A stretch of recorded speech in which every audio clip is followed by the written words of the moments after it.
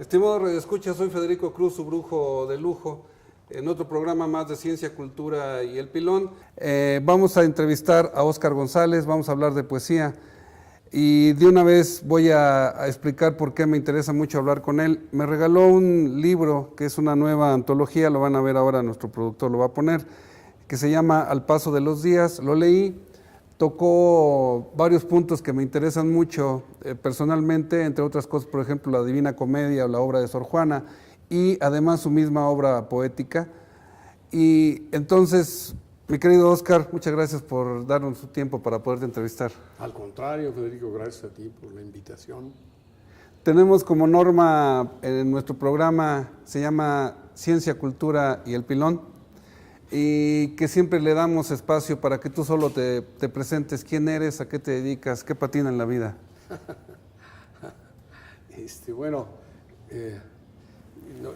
Yo diría, lo único que realmente he hecho, digamos, a plenitud o con el espíritu dedicado a eso, realmente es todo lo que tiene que ver con la poesía. Todo lo demás se ha ido dando sin que fuera un descubrimiento, sino ahora sí que al paso de los días, ¿no? Entonces, yo estudié leyes, luego estudié ciencia política y... ¿En dónde estudias esas dos carreras? En la UNAM. ¿Aquí en CEU? Sí, en CEU. Estuve un tiempo fuera en la Universidad de Nueva York, antes de meterme a ciencia política aquí en doctorado, en la maestría y el doctorado en la UNAM. Y ya desde entonces daba algunas clases ahí mismo, en la UNAM. Y luego ya me fui enfilando a la vida diplomática. Entonces he estado periodos de tiempo distintos fuera de México y me tocó estar sobre todo en el norte de África, en Argelia, en Túnez, en la República Árabe Saharaui y después en Naciones Unidas, en Nueva York, ahí en el Consejo de Seguridad. Y al regresar me tocó ir a la frontera de México y Guatemala porque estaba a cargo de la Comisión Mexicana de Ayuda a Refugiados cuando acababan de ser empujados por las dictaduras guatemaltecas, militares. Y entonces 4 años ahí a mi regreso estuve, ahora sí que del desierto a la selva, ¿no? A la selva lacandona. Y después, he seguido con otras actividades también académicas. Cuando se fundó la Universidad Autónoma de la Ciudad de México hace unos 12 años, me tocó con Manuel Pérez Rocha trabajar en las primeras... Ingeniero para buen nombre. Ingeniero Manuel Pérez Rocha, querido y muy respetado amigo. Y con él nos fuimos metiendo a trabajar ahí en la Universidad de la Ciudad de México y donde estoy todavía como profesor de tiempo completo ahí con cuestiones de un posgrado de Derechos Humanos y unas clases de ciencia política, de teoría política. Le has tomado el pulso a este siglo porque es como dicen varias interpretaciones de nuestras mentes claras de los que se dedican a esto. Este siglo es de las migraciones. Lo es. Sí, claro, es un fenómeno constante, muy antiguo, ¿no? Con variantes en distintas épocas, en distintas regiones, pero qué duda cabe que es uno de los grandes fenómenos de nuestro tiempo, ¿no?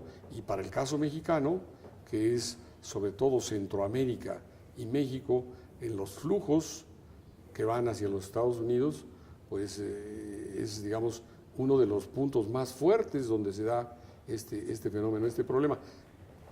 Los del norte de África, sobre todo, a Europa, pasando por España, pasando por Francia, por Italia, y luego el otro flujo vendría por acá, por Alemania, desde Turquía y demás, que son, digamos, puntos fuertes, ¿no? de problemas migratorios.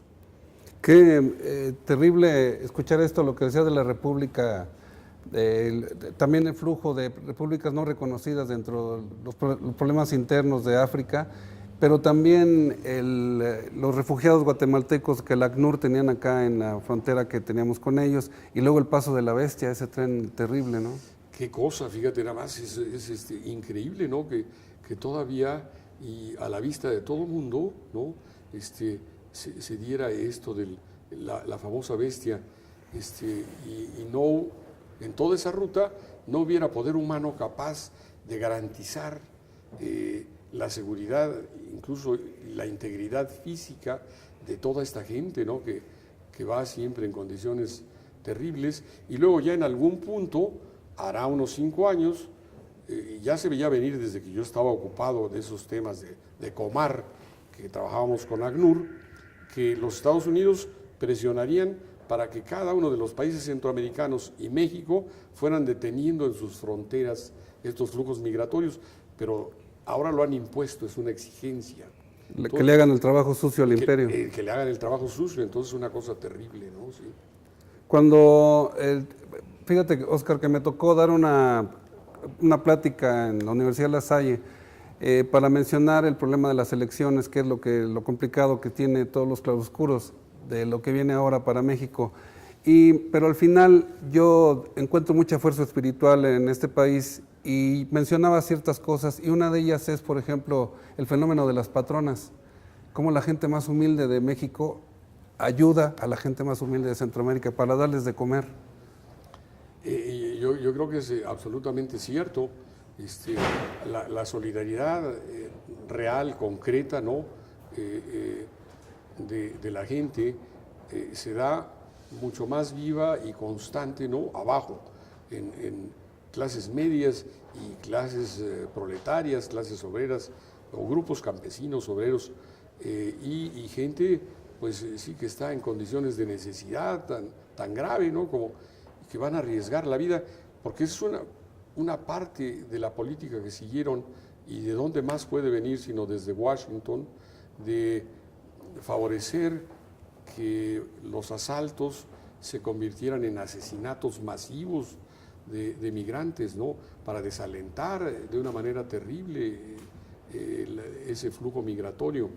Entonces, yo sí creo que es algo que desgraciadamente no se va a detener, no se ve que haya un mínimo de condiciones para que la gente se quede acá y tenga trabajo, sigue todavía extremándose, polarizándose la situación pues económica y social en México, más que en otros países incluso de América Latina, ¿no?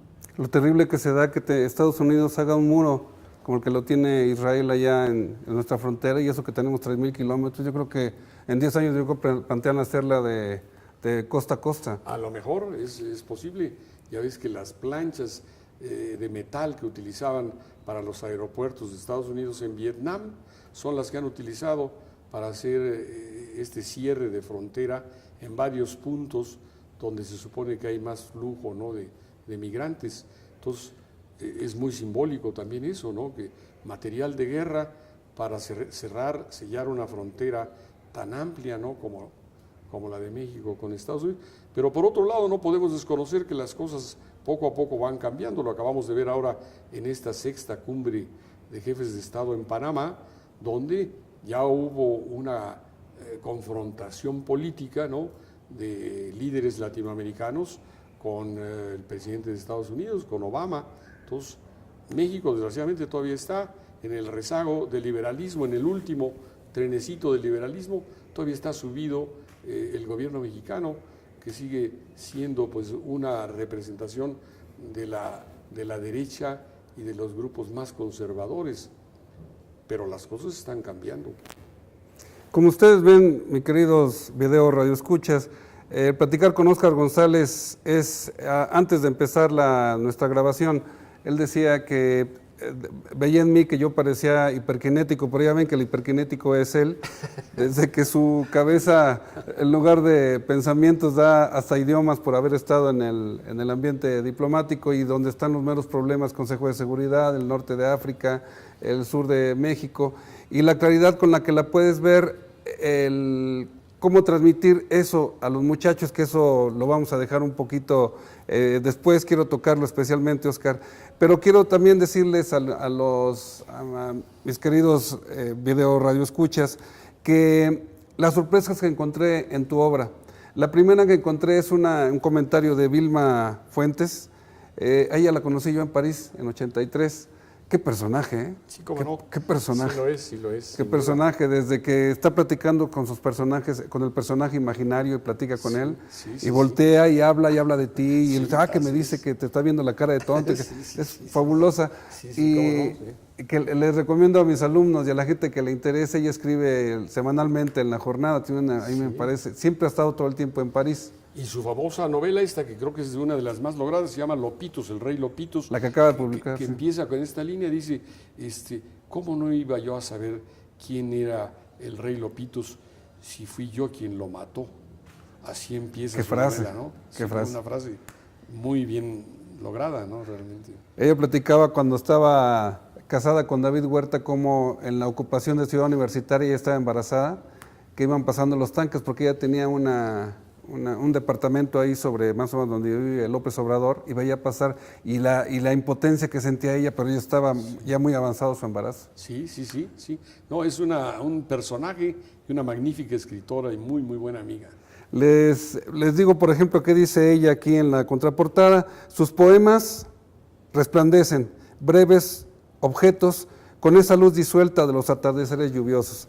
Encuentro una parte importante de ti, Óscar. Cuéntame, ¿cuándo conociste el mar? Porque el mar aparece continuamente en tu obra. Yo creo que fue en un viaje a Veracruz con los amigos en la prepa, con Froilán, López Narváez, con La rumba sigue siendo cultura. La rumba sigue siendo cultura, con Luis, con Agustín, con Eliseo, con el Pelos, con la runfla ahí de los de la prepa, y nos fuimos un día de, yo no sé, Semana Santa o algo así, pero nunca había estado yo no había visto el mar, porque yo vengo más bien del altiplano, de montaña, del norte del Estado de México, y entonces cuando llegué ahí, caray, pues sí me acuerdo que me impresionó, era muy temprano, casi estaba amaneciendo, entonces vi un primer amanecer, pero ya sobre el mar, muy impresionante. Y bueno, en Argel, pues vivíamos al lado del mar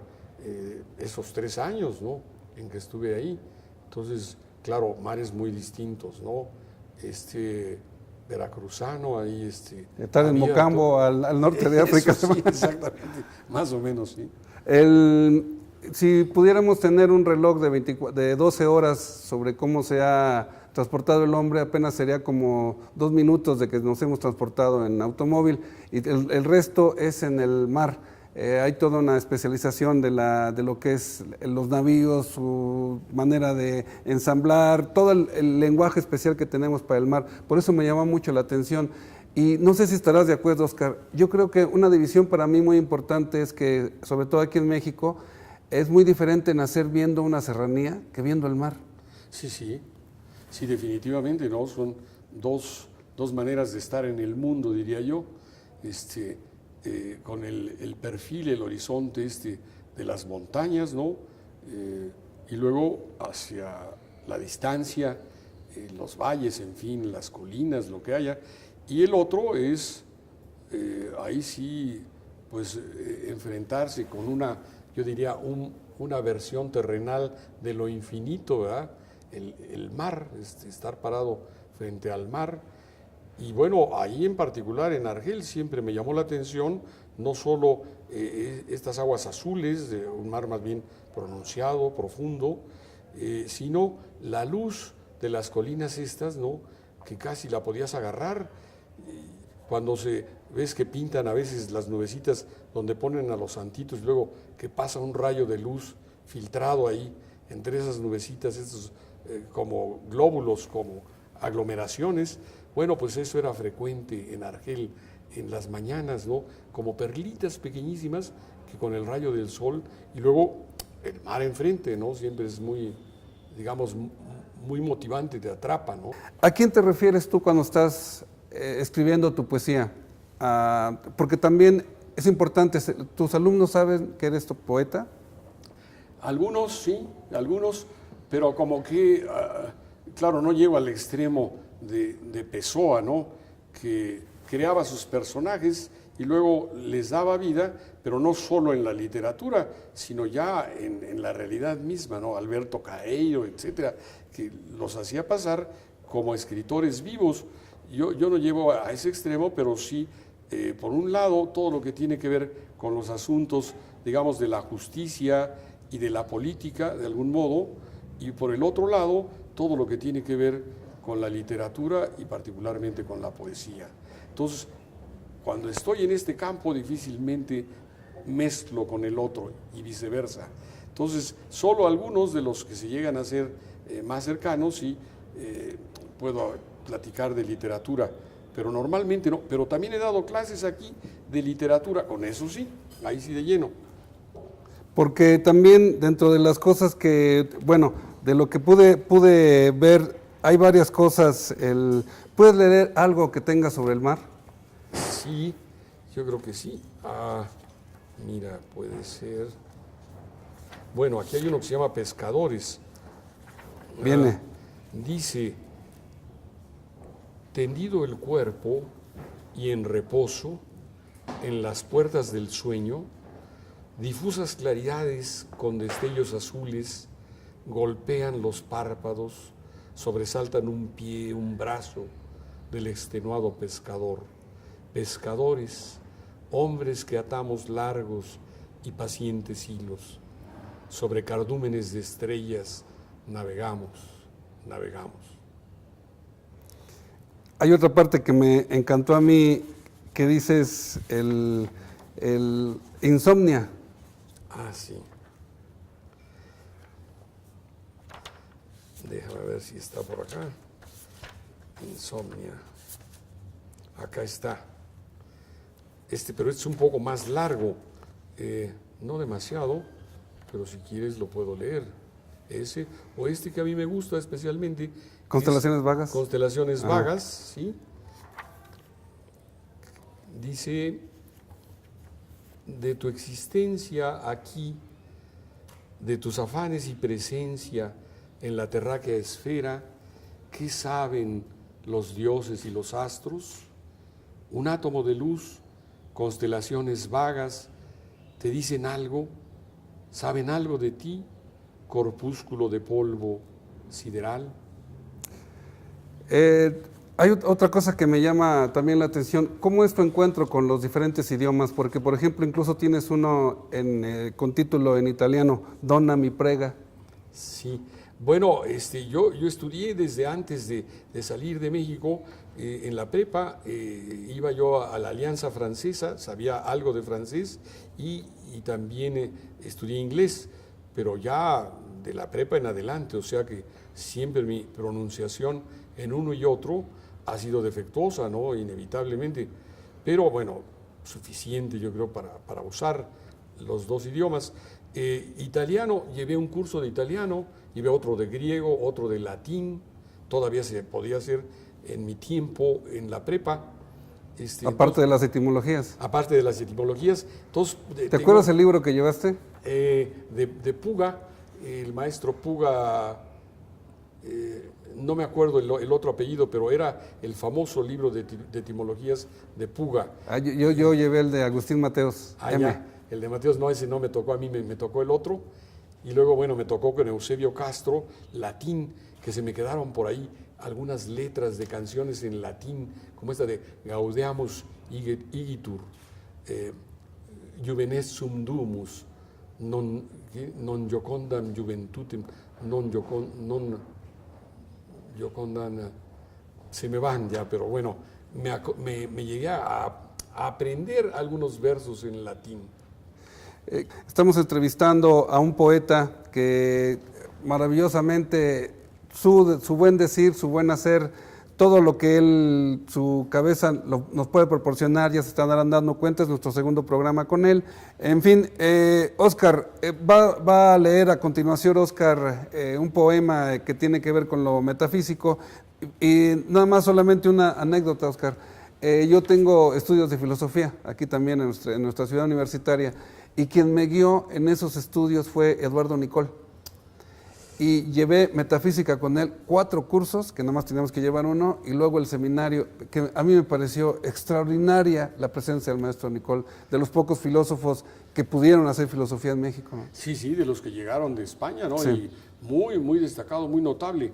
Yo me acuerdo de un libro de él, que desde que estaba yo también, que tomé unos cursos en filosofía, Principios de la Ciencia, que es una obra espléndida, ¿no? De Nicole. No, pues qué suerte tuviste, a mí no me tocó, fíjate.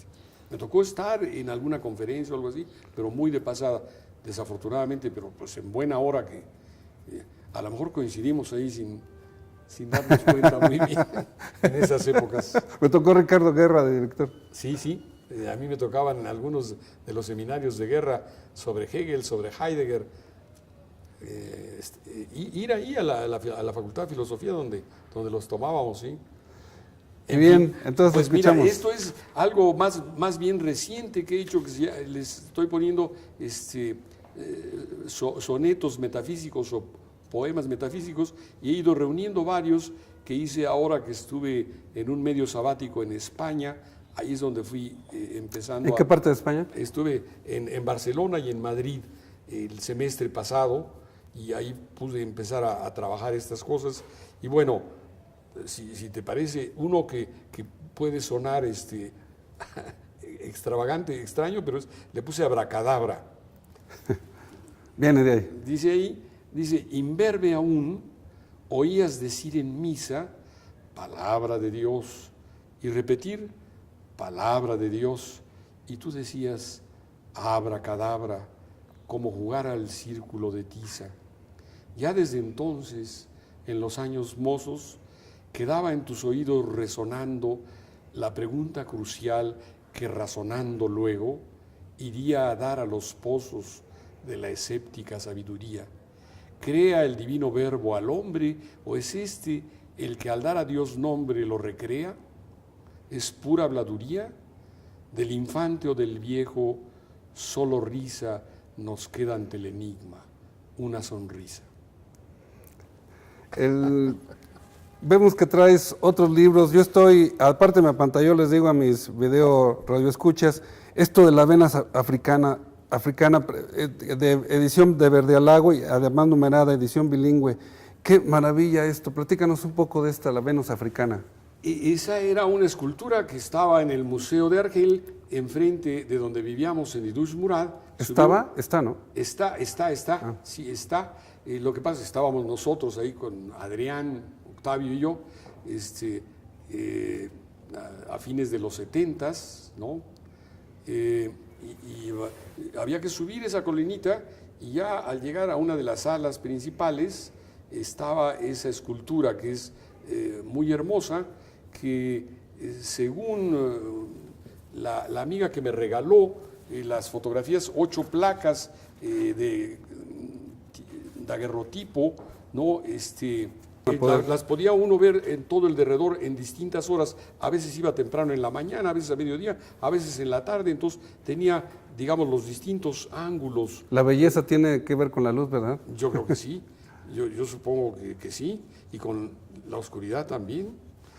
Bueno, entonces ahí lo que yo traté de investigar y de saber, la habían encontrado en Cherchel, un lugar donde había ruinas romanas y a donde llegaron también los franceses, pero yo, un poco pensando en cómo la pudieron recuperar, estaba tirada en una de las falés, de estas como grandes barrancas, pero ya con agua de mar. Ahí la encontraron, la rescataron y la llevaron al Museo de Argel, pero con el tiempo, estuvo siglos ahí. La pátina del tiempo y del agua marina le dio estas tonalidades al mármol verdaderamente extraordinarias. Entonces yo inventé un poquito la idea de que quien la llevó allí fue Ulises, que recorrió en su último viaje, que por cierto menciona a Dante, antes de llegar a la salida donde está entre Gibraltar y Ceuta y Melilla, y que pasó por ahí, por Cherchel, y les dejó para deslumbramiento de los númidas esa hermosa Venus griega, y que bueno, ya en territorio africano, y ellos, no sabiendo qué hacer, asombrados, deslumbrados, decidieron tirarla al mar, ¿no? Pero es un poco una idea medio inventada. Pues, lee algo de esto, porque sí, recordé que eso, lo de Ulises, lo menciona Dante finalizando el infierno. Exactamente. Su viaje al infierno. dice en las primeras, es una edición bilingüe. Pero no seas sangrón, lo lees en español, ¿eh? No, claro que sí. Mira, dice aquí la primera, dice que es esta bella fotografía frontal, ondulación continua, más que líneas, olas, colinas, valles, ensenadas, volúmenes intensos, interminable curva leve de amor, humana diosa, hembra escondida, carne de mármol devastado, cantado y decantado, palpable, corruptible.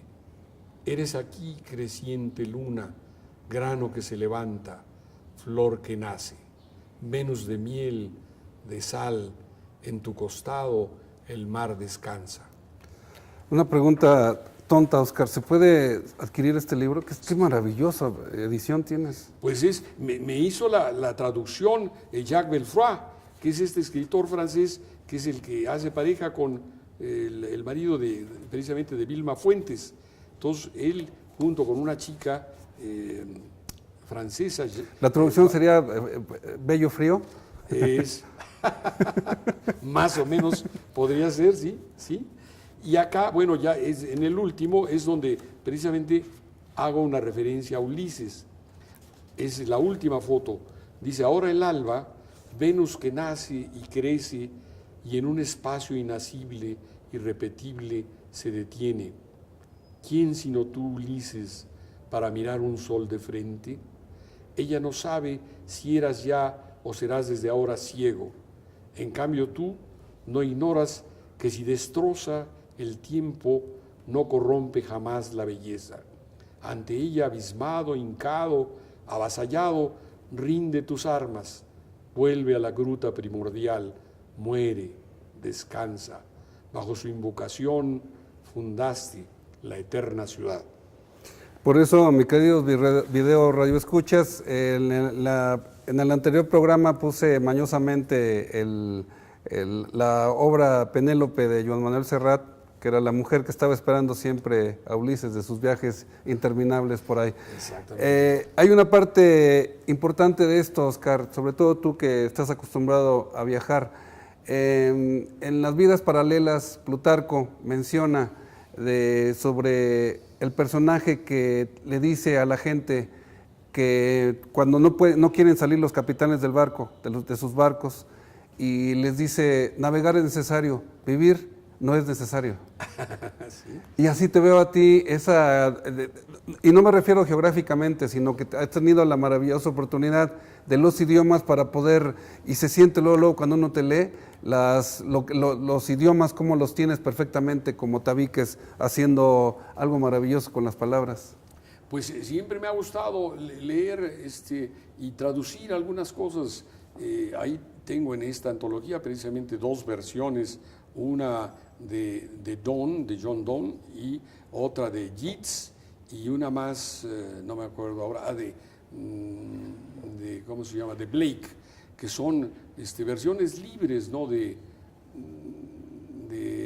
poemas ingleses. Me gusta mucho la poesía inglesa, más incluso que la poesía francesa, que bueno, tiene obviamente grandes exponentes, grandes poetas, pero el sonido y la manera de manejarse para hacer las metáforas y todo, siempre me ha gustado más el inglés, la poesía inglesa. ¿Has estado en Inglaterra? ¿Te gusta Inglaterra? Sí, cómo no. Bueno, tal vez no tanto como tú, que tienes que estar yendo a sacar cosas y ver cosas. Lo bueno es que mi esposa me lo cree, ¿eh? Eso. Entonces, sí, cómo no, sí he estado ahí varias veces. Sí, aquí está lo de me gusta mucho. Hasta le pones tú, como eres muy honesto, dices versión libre, aquí está lo de Yeats, ¿no? A una belleza joven. Y luego acá, mira, está que es muy breve, que es el de John Donne. Otra vez el mar, barco en llamas.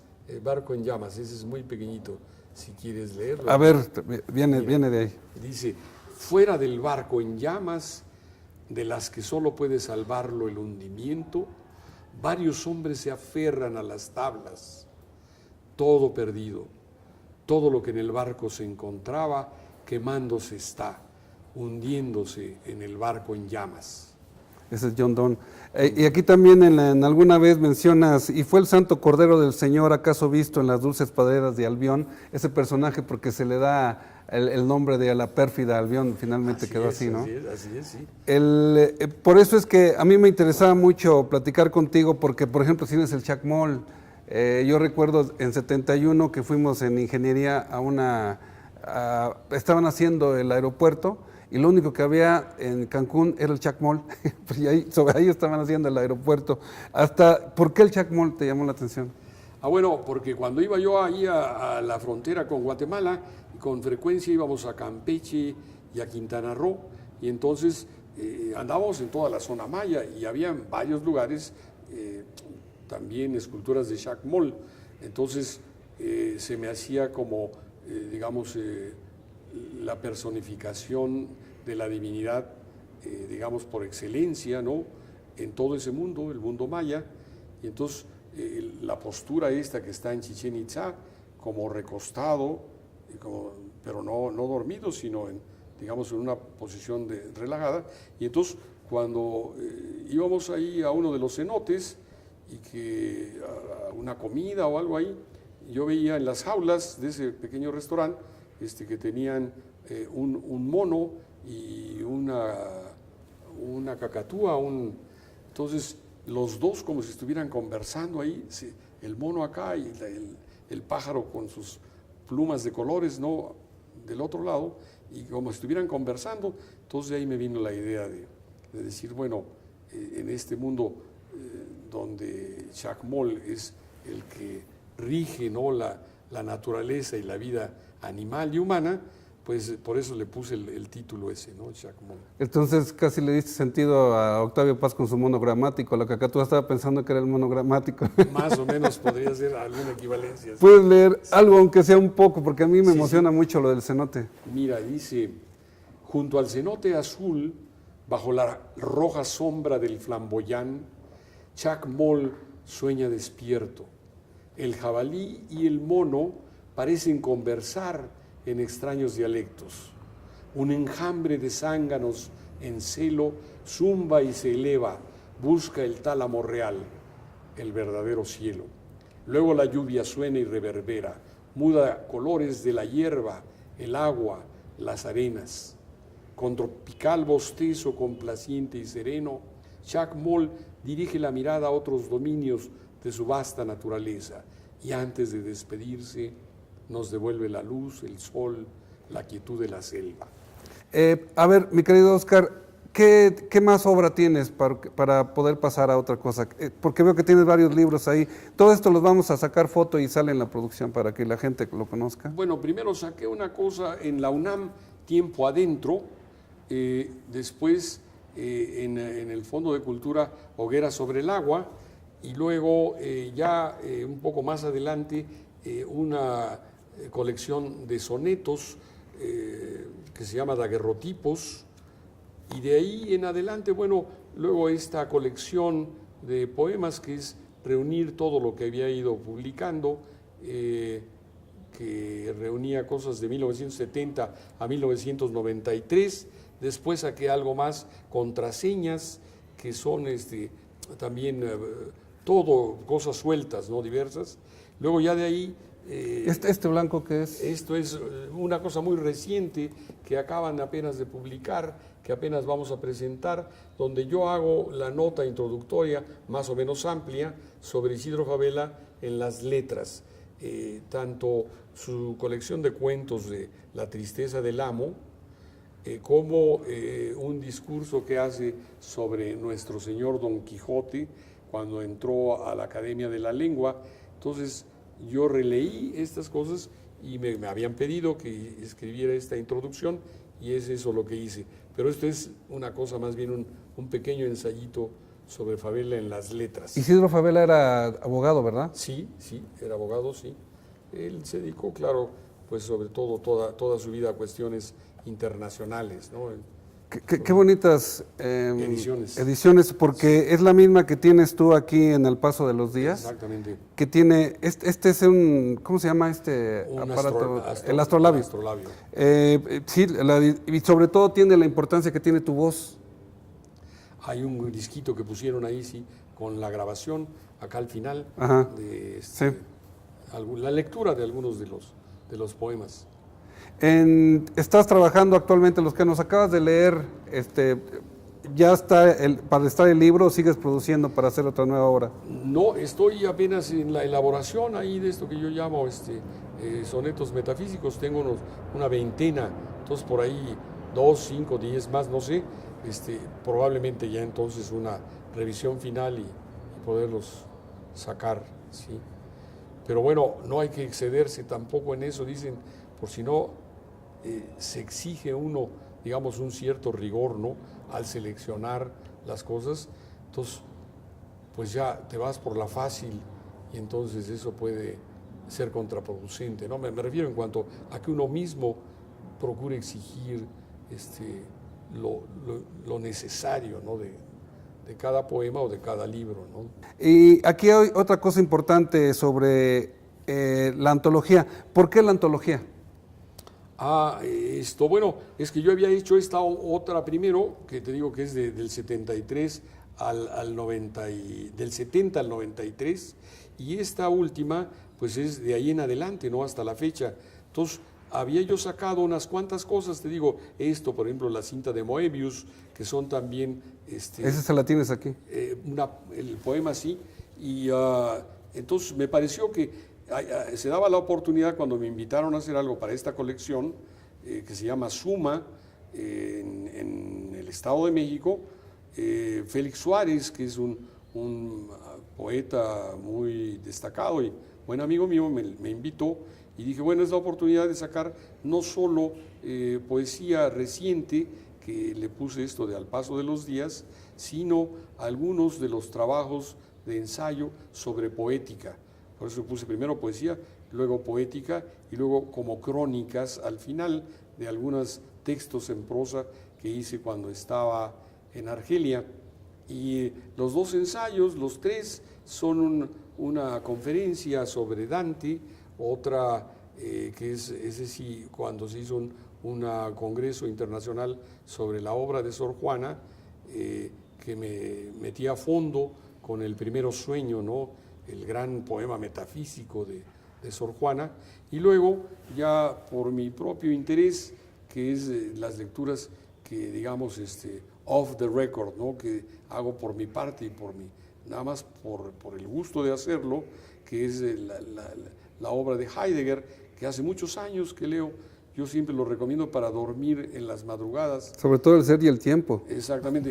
Ya cuando estás a las 4 con algo de insomnio o algo así, 1 horita y media de Heidegger y caes como piedra, ¿no? Cuando tú describes Sor Juana en su celda, sola, y toma la decisión de mandar todo, se acabó. Se pone, te entrega todo lo que ella era, sus instrumentos de trabajo, sus instrumentos de medición, porque era astrónoma además. ¿Qué te llevó? ¿Cómo la ves esa parte? A mí me emocionó mucho. Bueno, es imaginar cómo pudo originarse un poema como ese, ¿no?, que es seguramente lo más fuerte, digamos, lo de más peso, diría yo, de la poesía de Sor Juana. Claro, son mucho más conocidas otras cosas, y esta tiene esta parte entre barroca y tirando ya a un cierto modernismo. Por eso, bueno, hay quienes la ubican, ¿no?, cerca de Mallarmé u otros poetas ahí ya oscuros.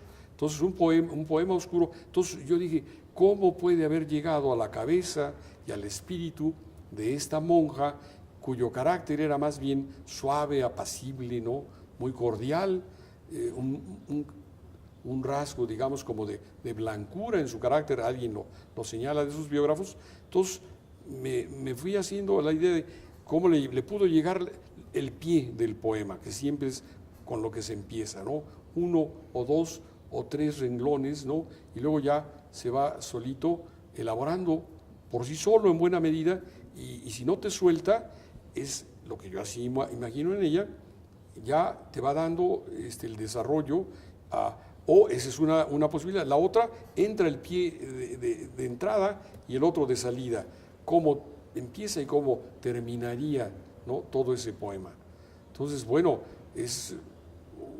ahí va a volcar no solo su visión del mundo, sino su erudición de ciencia, de filosofía, de teología, pero siempre con la mirada del poeta, ¿no? Es decir, con este lenguaje siempre simbólico, metafórico, ¿no?, para referirse a los temas del sueño en el espacio, ¿no? Cómo se despega del mundo, queriendo comprender, dice, lo que es el mundo, o por lo menos algunas de sus partes. Y entonces se deja ir ahí. Entonces yo digo que debe de haber sido una etapa de su vida, ahí en el convento donde estaba, con un cierto delirio diurno y nocturno, ¿no?, que debe de haberla tomado con gran intensidad, con gran densidad en el momento de irlo elaborando, ¿no? Ven ustedes, lo notan, mis queridos video radioescuchas, la fruición con la que habla un poeta de una poeta. Por eso es que me emocionó mucho a mí eso, como la lograste ver.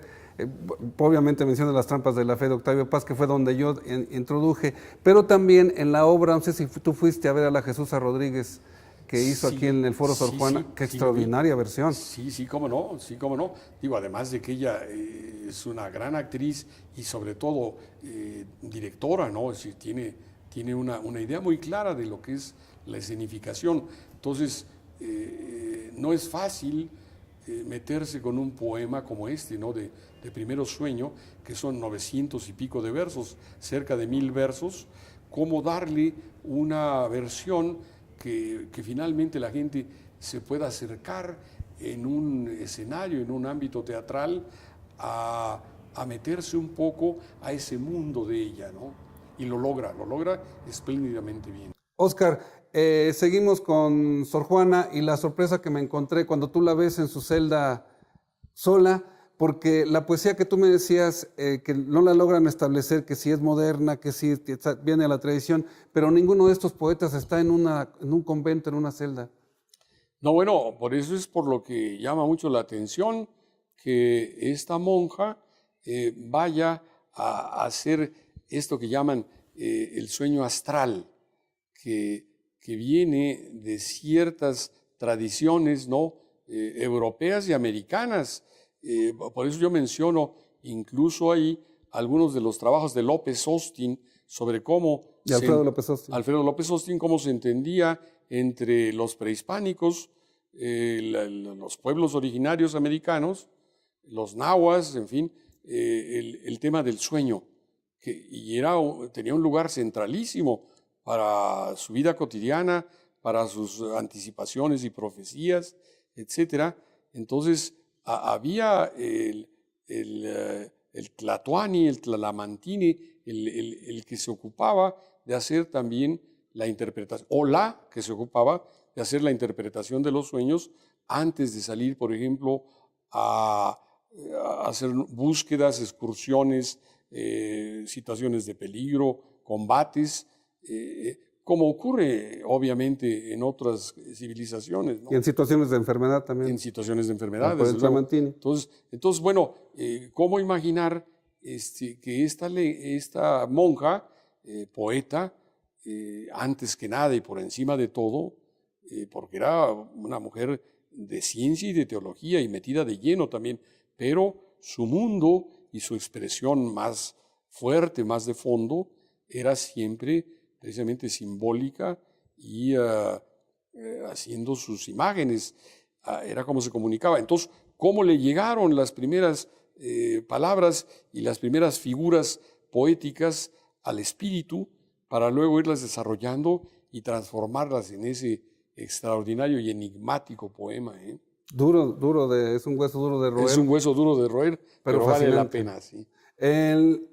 Como les decía, ya había hecho el comentario sobre que es un poeta, hablándose de poética y en este caso de Sor Juana. Ahora vamos a pasar a un tema muy caro para mí, la comedia de Dante, que él se la imaginó como la comedia, pero pues, con el peso que traía le tuvieron que poner la divina. A ver, nos habías dicho que formaba parte de una conferencia que hiciste. Sí, me invitaron a dar una conferencia, entonces me puse a, claro, siempre son de las lecturas recurrentes, ¿no? Yo siempre intenté, me acuerdo desde la preparatoria, o sea, ya mucho tiempo atrás, de hacer la lectura. Había una versión en la editorial Sopena, me acuerdo que fue la primera que tuve, y luego más adelante ya no, de Ángel Valente y otras versiones de la comedia, y a veces, claro, viendo las dos partes, la versión española y el original. Sí, yo la tengo provenzal, con Ángel Crespo, fue cuando el primero que yo en la Seix Barral. Exactamente. Entonces, tiene uno la oportunidad de ver la eufonía, ¿no? De escuchar la parte meramente del sonido de las palabras, que es una maravilla. Y bueno, yo cuando fui a Florencia, me asomé a la casa de Dante, recogí algunas hojas de laurel, hay un árbol de laurel ahí, y luego fui también a la tumba, que es en una iglesia cercana. La única manera que tuvo de regresar a Florencia. Exactamente. Entonces, bueno, lo que digo ahí es que si de Shakespeare no se puede decir bien a bien quién era él, ¿no? Y cuál identidad tuvo finalmente como poeta por encima de todo y como hombre de teatro, en Dante, en cambio, de tal modo se ha identificado a su persona como el poeta que se le confunde con la poesía misma, ¿no? Si alguien lee poesía, no le puede resultar ajena el nombre de Dante, ¿no?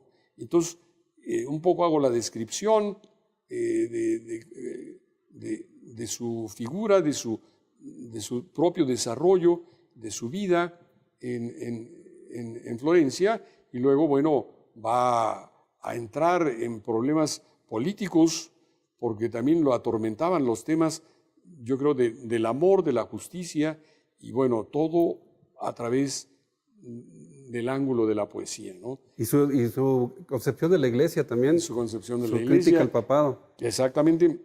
Entonces, bueno, que duda cabe que es una figura extraordinaria. Y ahí lo que siempre me llamó la atención es dos cosas. Uno, cuando ya viejo y tardo, como él dice, Ulises exhorta a sus antiguos compañeros a que no se queden ahí sentados y aplastados en Ítaca o en los pequeños pueblos cercanos, sino que tomen la decisión de aventurarse nuevamente al mar abierto.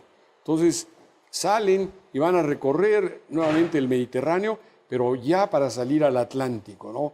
Para salir supuestamente, y entonces él dice, bueno, no recuerdo exactamente los versos, pero es por ahí como el canto 26 del infierno, donde dice... Ya cuando van saliendo. Ya van saliendo, sí. Dice, ni el recuerdo, dice, de un padre amoroso, ni de una fiel y devota esposa y de un pequeño hijo, pudieron impedir, ¿no?, que mi instinto de búsqueda y de conocer los secretos del mundo me llevaran otra vez al mar, ¿no? Esa es parte de tu vida también, ¿no? Bueno, un poco sí, yo creo que sí es parte. Y de la tuya también, por lo que yo sé. Ya ven que ya hasta nos estamos diciendo de cosas.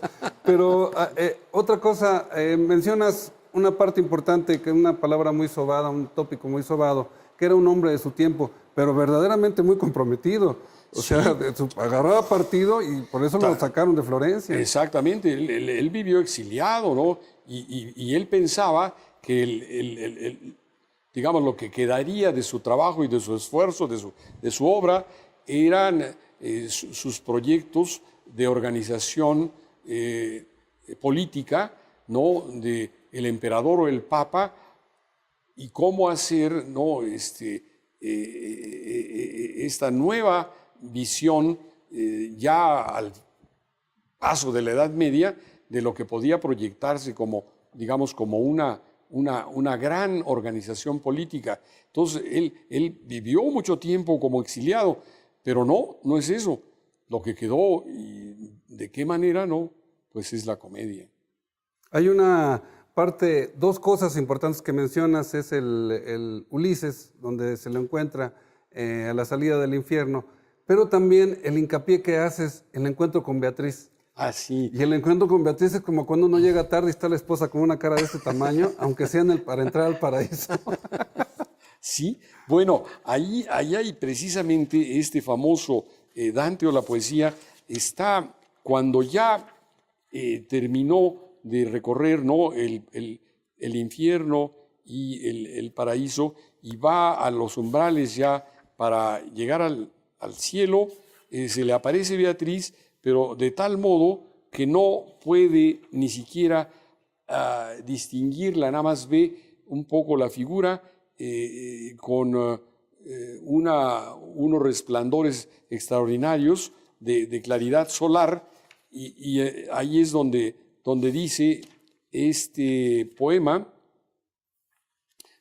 Bueno, no se atreve además porque ella lo reprende por haber sido vago y mujeriego. Entonces, que por eso nunca la vio a ella, por estar con tantas mujeres. Exactamente. ¿Cómo es el término que se dice en italiano?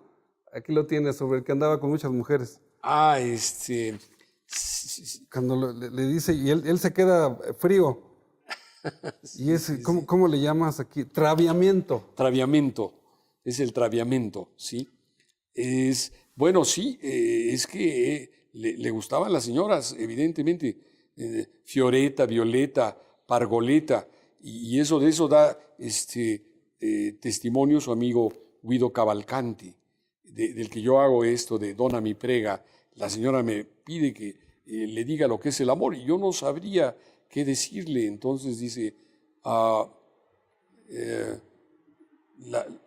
como dirá más tarde un poeta español, pues si eres tú, ¿verdad?, es lo que finalmente le va a decir. Pero acá está esta parte que es un muy famoso soneto, precisamente cuando ve a Beatriz y luego hace esto que Dámaso Alonso va a traducir. Que dices que si es Dámaso Alonso es permisible, ¿no? Exactamente, digo, es insuperable. Digo yo, esta traducción se puede leer. Claro, sí. Eso que te iba a pedir que lo leyeras. Mira, dice, tan gentil, tan honesta en su pasar es mi dama, cuando ella a alguien saluda, que toda lengua tiembla y queda muda, y los ojos no la osan contemplar.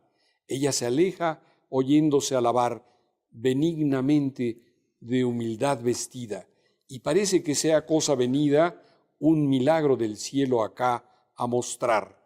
Muestra un agrado tal a quien la mira, que al pecho por los ojos da un dulzor que no puede entender quien no lo prueba.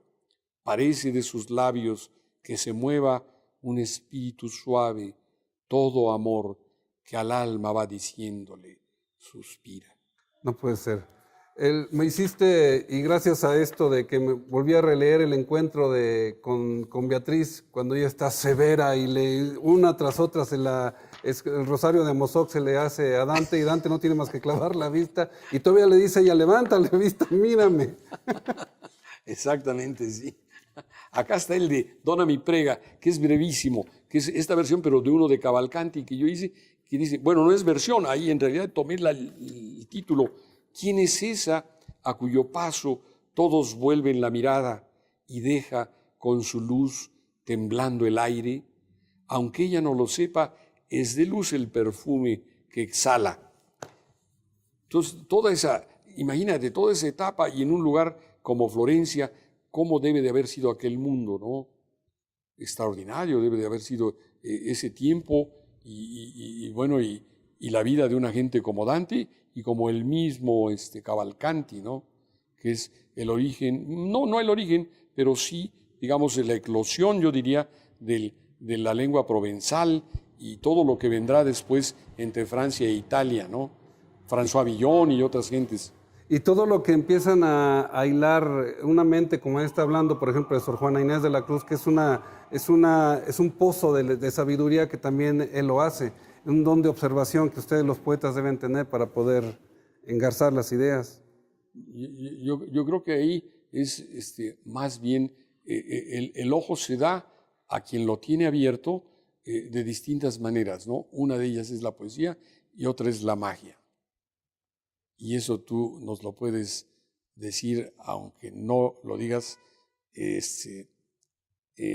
con palabras explícitas, pero en todo lo que haces está esa, digamos, esa manera de percibir y de transformar en actos, ¿no? Esa visión.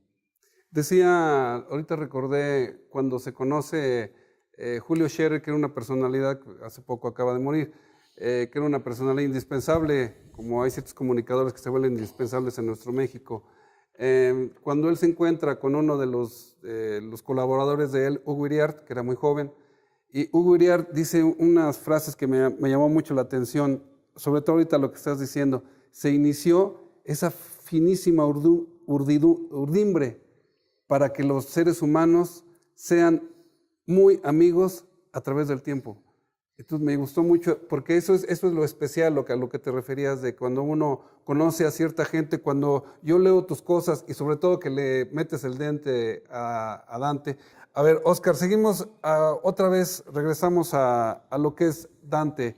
Que decías que una de las máximas cumbres de lo que es el encuentro del amor entre hombre y mujer es Dante y Beatriz. Platícanos esa parte donde ella lo va acompañando a través del purgatorio. Bueno, en realidad él, cuando ya lo deja Virgilio, ¿no? Y entonces lo lleva hasta el umbral donde se encuentra con Beatriz, él sabe ya que está ahí, porque con trabajos puede respirar, incluso le cuesta trabajo, y bueno, le salen tantas lágrimas que no puede más que ver el resplandor o imaginarlo, ¿no? De la figura de Beatriz, y entonces, y ella lo reprende precisamente por vago y mujeriego, con todo y que era una gente más bien, digamos, comprometida y esforzada en cuestiones de justicia, ¿no? Y sus poemas sobre la justicia son magníficos. Y además que físicamente no era muy agraciado, según Boccaccio cuando lo describe. No, parece que no, sí, bueno, de nariz aguileña, pero muy pronunciada, pómulos un poco también salientes. Diferencias de maxilar. Sí, medio prógnata, ¿no? Así, entonces era medio aguileño, o demasiado tal vez, pero fíjate que cuando él se encuentra en el puente, muy jovencita, tal vez unos 14 años, Beatriz, y él desde este lado, hay pinturas sobre eso. Hay una pintura donde se voltean a ver los dos. Exactamente. Entonces se ven en el puente, creo que es el puente Vecchio, pero no resiste Dante. Tiene que salir corriendo y que huir ahí. Eso, y yo lo entiendo porque alguna vez a algunos nos ha pasado un sentimiento similar. Y yo me acuerdo en la primaria, cuando estaba en la escuela Lázaro Cárdenas, que nos tocó participar a todos los chavitos de la primaria en un festival. Entonces me tocaba a mí hacer el baile de estos en ruedas con una chiquita que se llamaba Olga. Y entonces, nunca se te va a olvidar. No se va a olvidar porque digo, yo tendría a lo mejor unos 8 o 9 años y ella pues unos 7 u 8. Pero yo me acuerdo que cuando la veía en el jardín cercano de donde vivíamos, el Jardín Zaragoza, en cuanto la veía allí en los columpios o donde fuera, tenía que salir corriendo a mi casa y tirarme a llorar ahí, no podía contener la emoción. Entonces, cuando él narra una cosa así, es perfectamente comprensible. Lo que pasa es que a mí me pasó a los 8 o 9 años, ya le duró yo creo que hasta como a los 60 o 62 años, que es cuando él murió, ¿no? Y luego lo sorprendente que tarda en escribirlo fue por partes, como cerca de 15 años tardó en escribir esto. Sí. Bueno, los poemas de la Vita Nuova están dedicados todos a Beatriz. Es una digamos, recurrencia, ¿no? de la figura y de la presencia idílica, ¿no? de la mujer y del amor, ¿no? Ahí difícilmente puede irse más allá en ese terreno, ¿no? Yo resumo esta experiencia que ella, cuando lo pone como Dios puso el perico verde, bueno, aparte la ve con tonos verdes él. Sí, sí. Recuerdo esta canción de Atahualpa Yupanqui, ese cantante extraordinario argentino, que no tocaba normal, tocaba como en el campo la guitarra, no eran tonos normales, no eran tonos de peluquero, como decimos. Y cuando le está cantando a su caballo, cuando dice, era una cinta de fuego mi caballo galopando, ¿cómo fue que no lo viste? ¿Qué estrella andabas buscando? Así le reclama a Beatriz. Bueno, yo estaba enfrente y no te diste cuenta que yo estaba enfrente. Sí, sí, sí. Bueno, son, digamos, como puntos culminantes, ¿no? Siendo toda la comedia, ¿no? Pues verdaderamente una creación portentosa, pero hay puntos, claro, de culminación verdaderamente extraordinarios, como el encuentro ahí con Beatriz o algunas otras escenas, lo de Ulises, en fin. Y fíjate, mi querido Oscar, que yo estudié la obra que hizo pictórica William Blake, hablando de los ingleses, que él le dedicó cerca de 25, bueno, ciertos tipos de diferentes grabados y dibujos y acuarelas. Y acuarelas. Pero no terminó, pero las del infierno sí, le dedicó como 25 y entre más entraba la gloria, porque él decía que es un personajazo William Blake. Sin duda, sin duda. Sí. Esquizoide, líder, socialista, o sea, una cosa muy, muy interesante. Y no, bueno, está sus famosos poemas casi todos breves, aforísticos, en el libro del cielo y del infierno, ¿no? El poema del cielo y del infierno. Y bueno, y además toda su, digamos, parafernalia teológica o teosófica, que daba sus propias versiones, tomando mucho y contradiciendo en mucho también a John Milton, hacía sus propias versiones del cielo y del infierno. Entonces, utiliza palabras como zoas, por ejemplo, que es una que yo tomé para hacer un poema, precisamente en de Hogueras sobre el agua, que está en buena medida imbuido de estos poemas de una parte, por lo menos. Ojea la hoja en el desvelo, duerme la veladora, el arpa desgrana y teje sus órbitas desnudas, y el átomo ante mis ojos crece. Nunca la sandalia dorada vistió pie más ligero. Tus visitaciones, audacia, me aterraban, ya no las deseo. Los álamos albean, eran verdes los álamos y el corazón un puño aprisionado. Azules los años, aliento el calor de las lluvias manando. Mas ya no vendrá hoy San Lunes, ya no importa si espero. Mis hijos me verán con lentes y aquí, despacio, vuelta en la revuelta, aquí donde las flores pasen y el crepúsculo duerme con sus dorados ojos de amapola. Calatrava, Marussi, las ruinas de Spiro, D.H. Lawrence los vio a los titanes en los valles etruscos y entre los océanos Malcolm Lowry al asomar la testa. Quise hablar nuevamente, seguir por los zoas de William Blake, pero ya sus vigías, verdugos de la medianoche, custodiaban las puertas. Vista la luna, rompí como Heráclito mis lanzas contra el fondo oscuro. Se habían ido en silencio las horas y pasaron sin mí, llevándose a lo más algunas gotas de mis aguas claras. Cuando un poeta nos hace releer cosas que nos llegaron, algo anda bien en nuestro cerebro todavía, afortunadamente. No quiero dejarte ir, Oscar, sin que me des una opinión de nuestro país. ¿Cómo está? Ay, caray, pues ahí sí entramos en terrenos duros y muy espinosos, está, yo pienso, realmente en una transición, pero no como la quisieron aparecer cuando supuestamente se había pasado del partido único a una alternativa de partido que fue una transición para peor, es decir, una transición hacia la derecha con Fox, luego otro todavía gobierno del PAN más conservador, más reaccionario. Y bueno, después ya con el actual gobierno, me parece que si el mismo Peña se autodefine como conservador, creo que se queda corto.